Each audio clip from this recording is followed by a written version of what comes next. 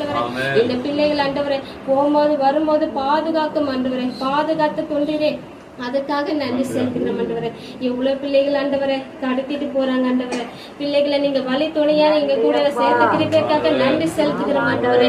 ஏசப்பா பெரியவங்களை ஆண்டவரை போகும்போது வரும்போது பாதுகாக்கும் ஆண்டவரை. வேலைக்கு போக சொல்ல ஆண்டவரை, பைக்ல எல்லா டூ வீலர்லாம் போறாங்க ஆண்டவரை. அந்த பிள்ளைகளை பாதுகாத்து வழி நடத்தும் ஆண்டவரை. ஏசப்பா உடம்பு முடியாத பிள்ளைகளை ஆசீர்வதி ஆண்டவரை. அப்பா பிள்ளைகள் எவ்வளவு பேர் ஹாஸ்பிட்டல் இருக்கிறாங்க ஆண்டவரை.